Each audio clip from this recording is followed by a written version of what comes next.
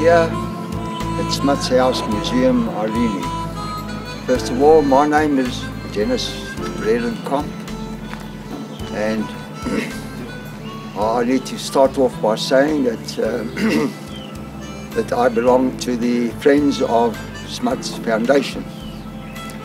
The Friends of Smuts Foundation is a voluntary organisation.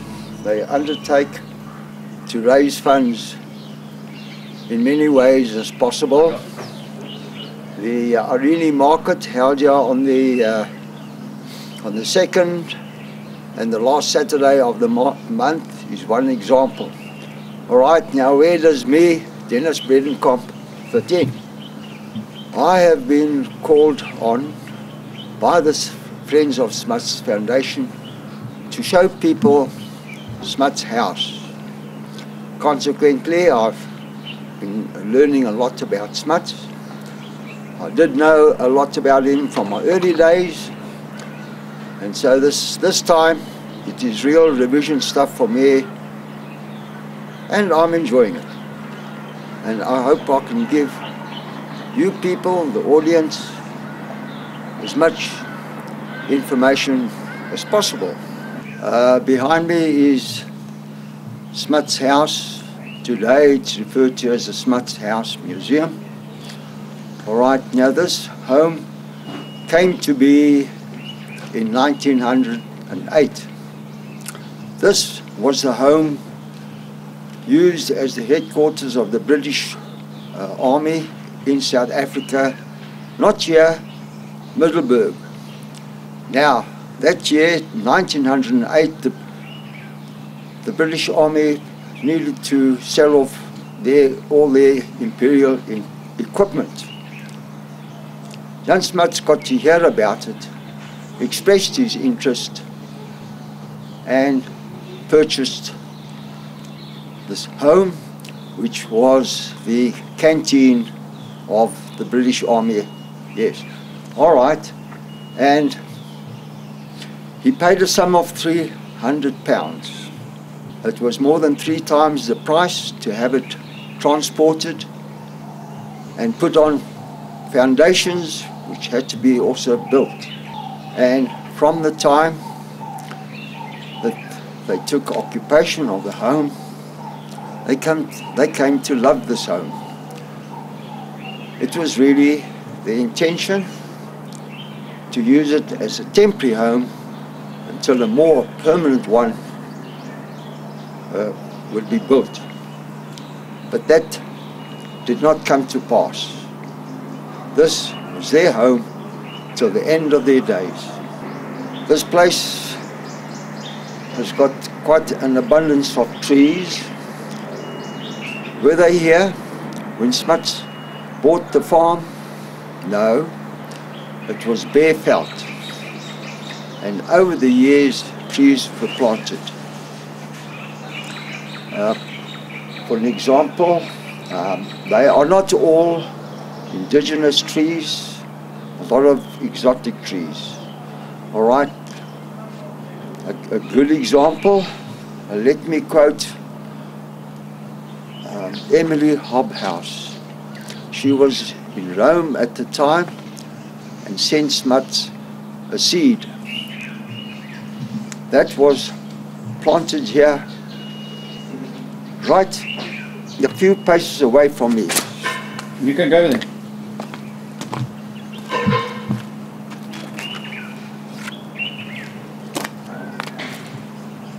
I will just read the inscription on the plaque. The seed from which this magnolia tree grew was sent in 1911 from Rome to Mrs. Smuts by Emily Hobhouse. As you can see, over the years, it's grown into a very enormous tree.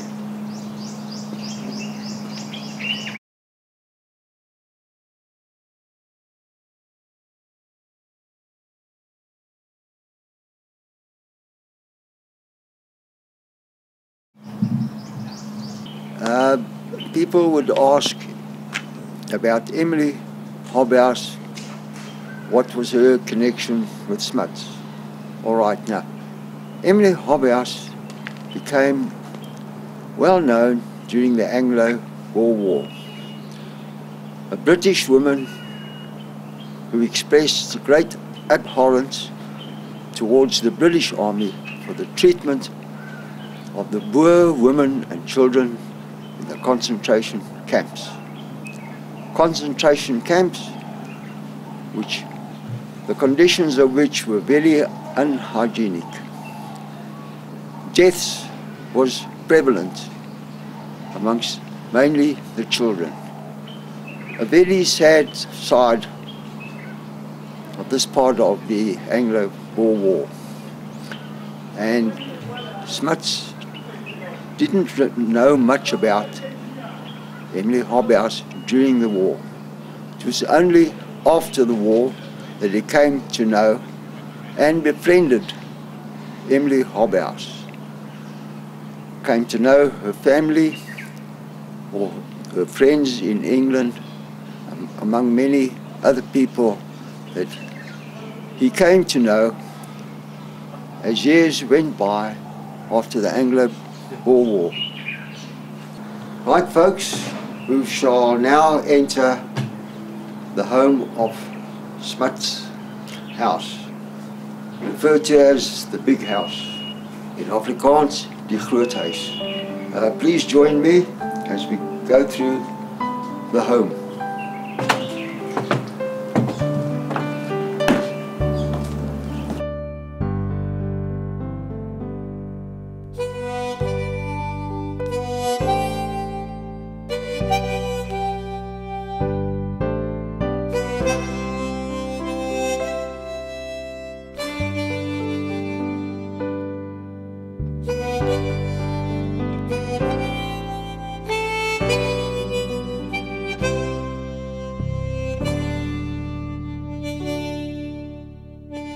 This room is referred to as the best room of Smuts' House Museum. Alright, now this room was the room in which Princess Frederica of Greece lived in with her husband, Prince Paul. I'm standing in front of the photos of I refer particularly to the one of Princess Frederica of Greece. Greece fell to the Germans during the Second World War, and in 1942 Smuts gave the Greek royal family refuge in South Africa.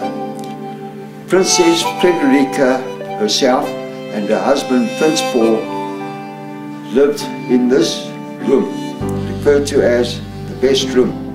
2 children with them, and a third one came later, born in South Africa, born in Irene, and she bore the name of Irene.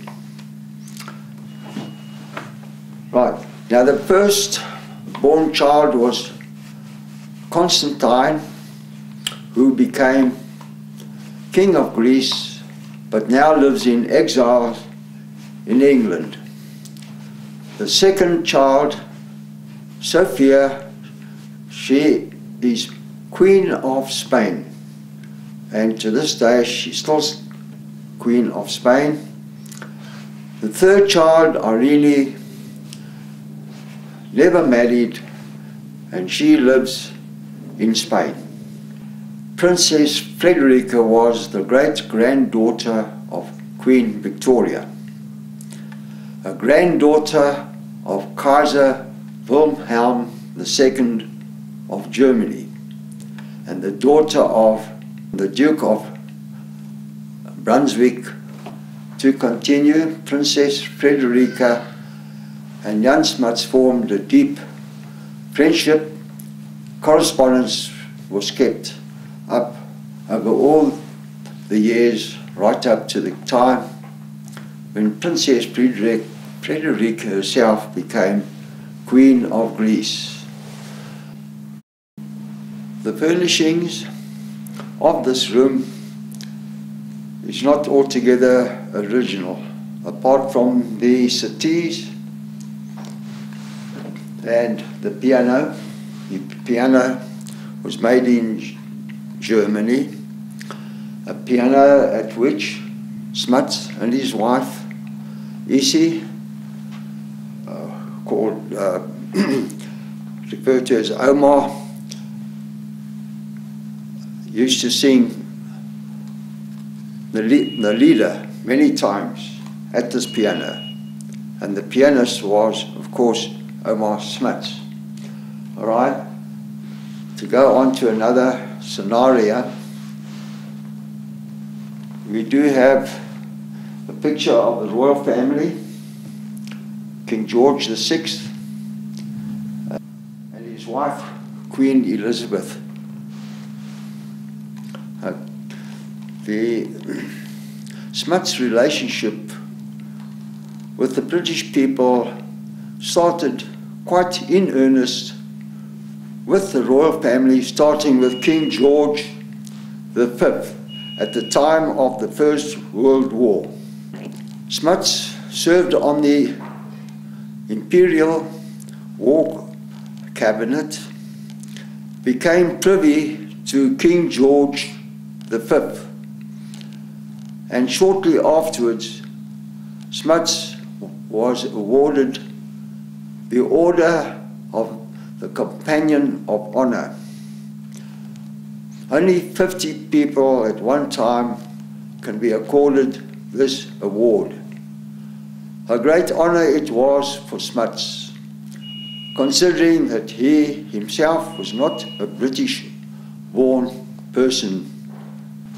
The piano I've already mentioned, and now we have a photo I'd like to just mention about, taken at the time of the royal tour in 1947.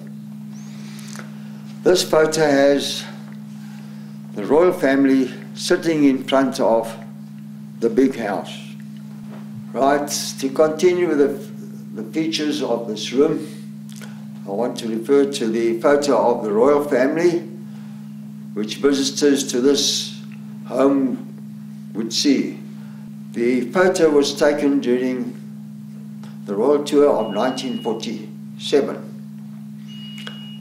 and it was taken in front of the house. It conveyed the conviviality of this home, particularly emanating from Mrs. Smuts, Omar Smuts.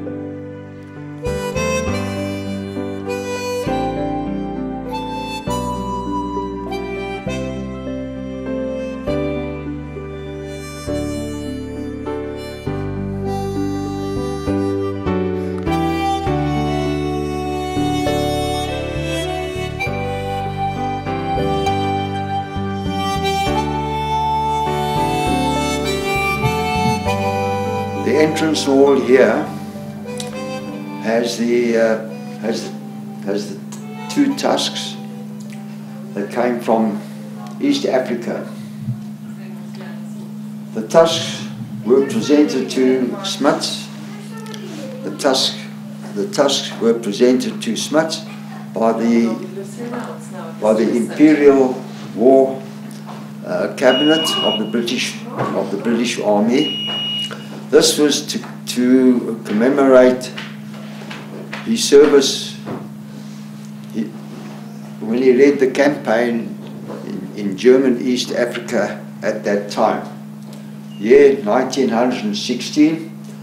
To continue, the people asked me, where do the shells come from? Right. Now the shells come from the Königsberg cruiser, a German fighting ship that the Germans had to abandon in the Rufiji River on the coast of Tanganyika at this that room time. is referred to as the living room. Behind me we have the amour at the back.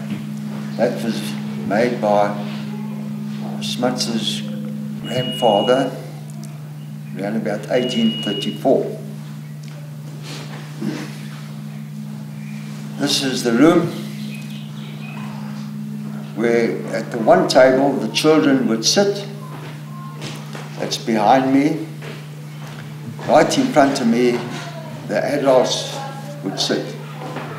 Descriptive words used by a certain lady, Lady Daphne Moore, when she wrote to her mother in 1942, to her mother in England, saying that this table is a table for the adultery.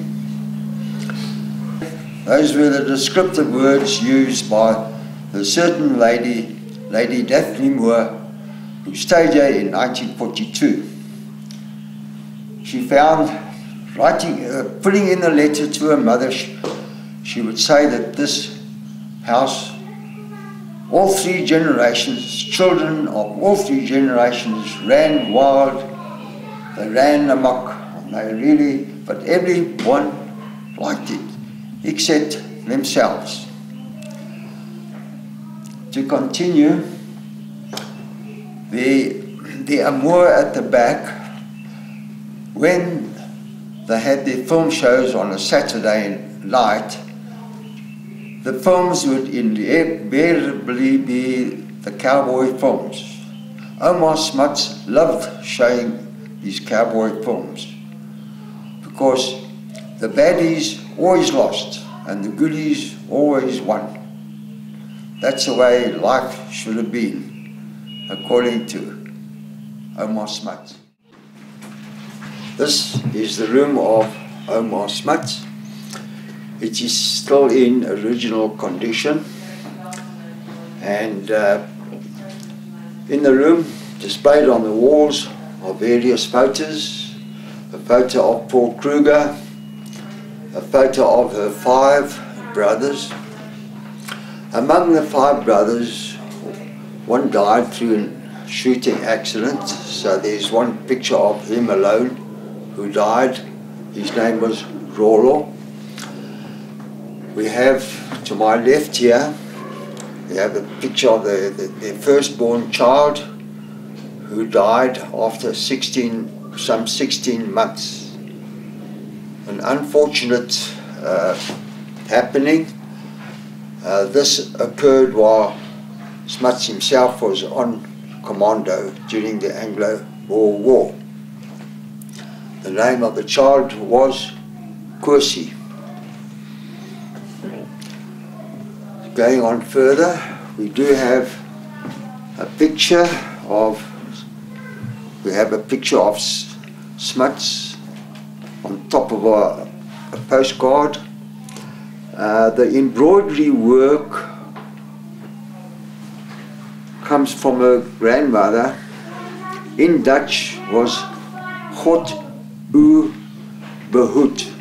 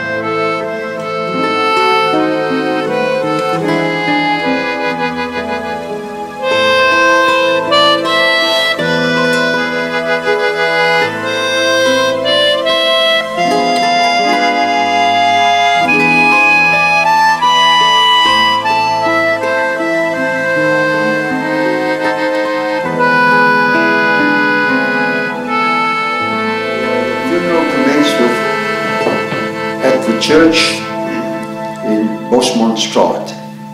And then from there, his remains was put on the gun carriage and drawn through Kerkstraat and all the way to the Pretoria station. And then his coffin was put on the train. Now the reason for, and put on the train to Johannesburg. The reason for this is that Pretoria does not have its own crematorium. And on the way to Johannesburg, the train stopped for a few minutes at Irene station, just so that the people of Irene could pay homage to this great man, world statesman, politician, soldier and botanist.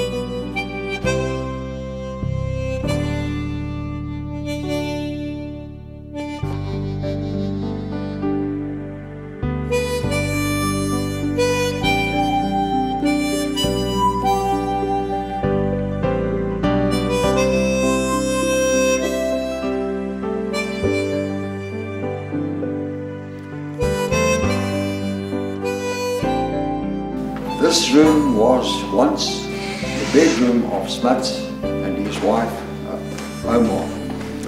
It was also the room in which the first two children were born. Right? And today it is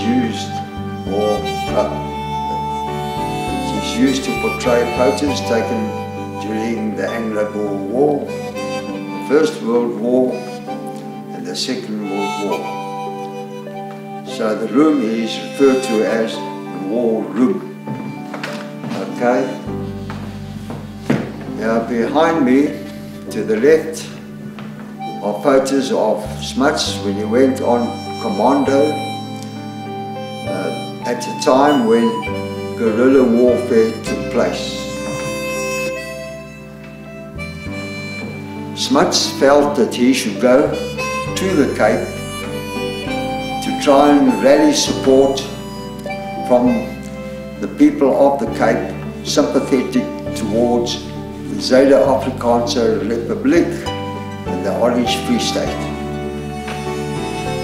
It did not turn out to be successful, unfortunately, but it was quite an illustrious event for him and all the men who were on commando with him.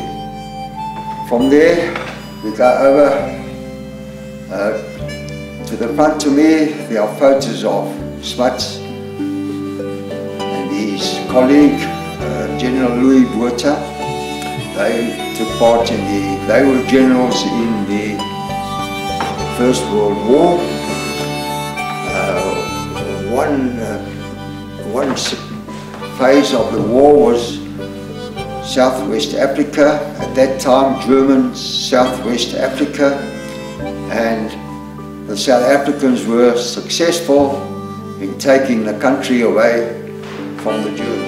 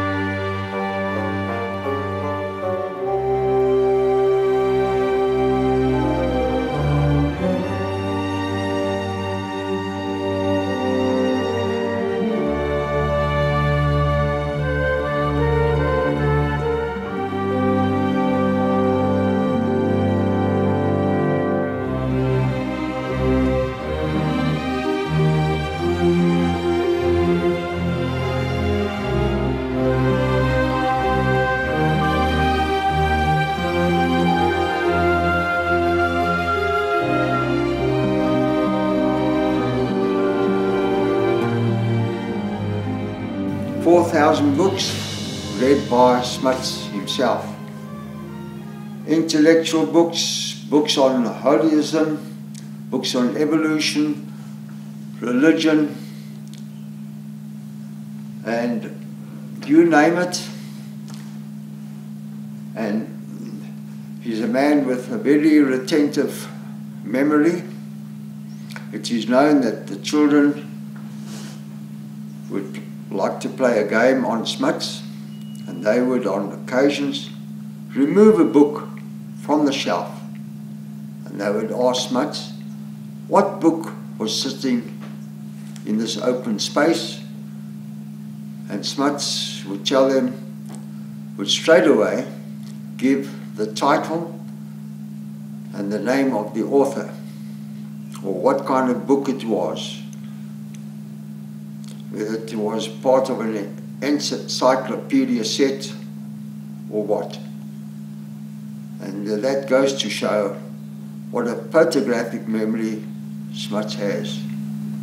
Okay, I'm standing in front of the desk used by General Smuts himself. It was presented to him by the South African Party on the 23rd of August 1934. This, being his study, has a library of 4,000 books. 4,000 books read by Smuts himself. Intellectual books, books on holism, books on evolution, religion, and you name it. And he's a man with a very retentive memory. It is known that the children would like to play a game on Smuts, and they would on occasions remove a book from the shelf, and they would ask Smuts what book was sitting in this open space, and Smuts would tell them, would straight away give the title and the name of the author, or what kind of book it was, whether it was part of an encyclopedia set or what. And that goes to show what a photographic memory Smuts has.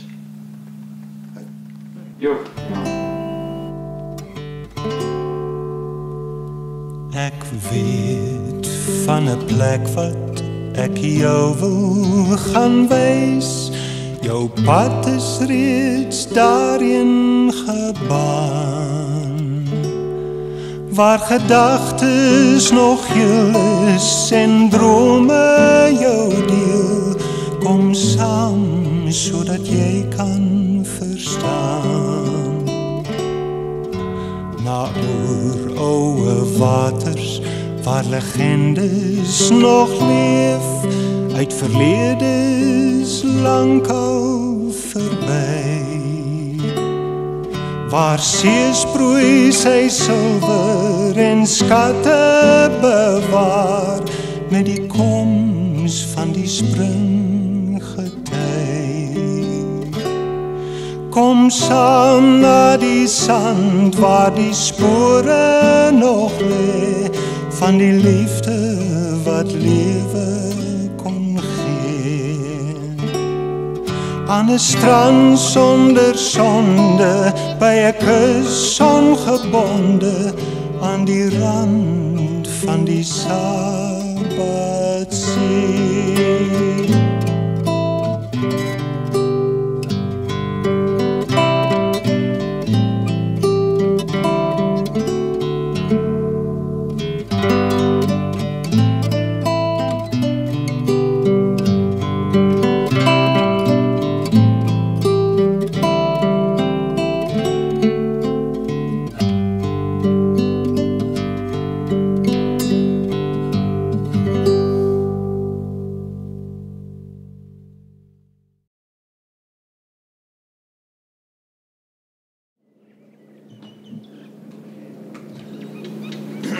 This is the iron bedstead, the bed on which Smuts slept on.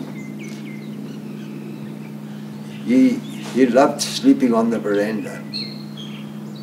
And on the occasions that he'd sleep on the veranda, he always had with him a lampstand, or a lampstand, I don't think it's just up here, and a book. The book was the Greek New Testament. This he would always read before he retired to sleep.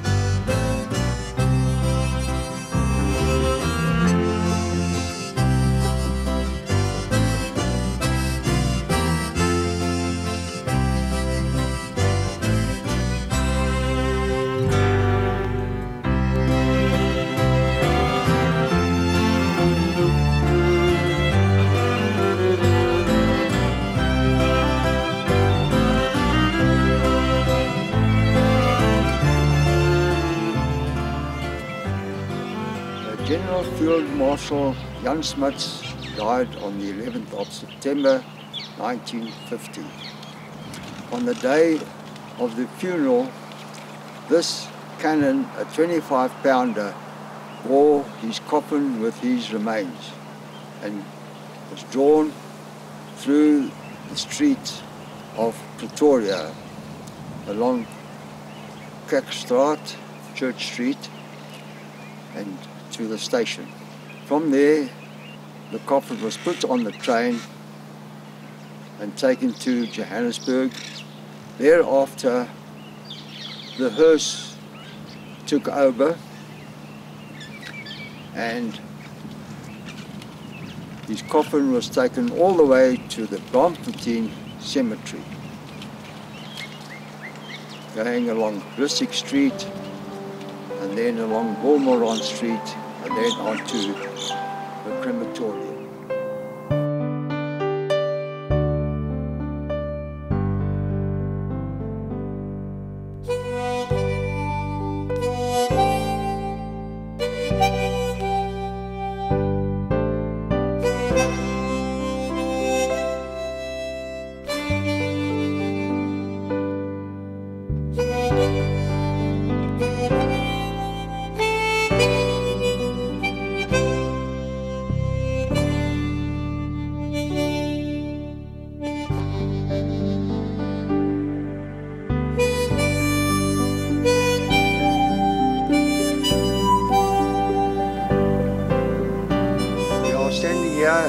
Jan Smuts' copy, his favourite copy, and this copy is where his ashes were spread.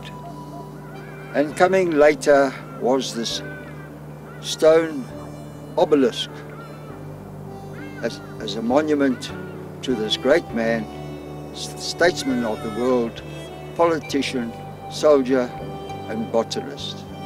Yeah, later as the years went by, the survivors of Smuts, their ashes when they passed away were also spread on this copy known as Jan Smuts' copy. The ashes were of his wife and his 6 children.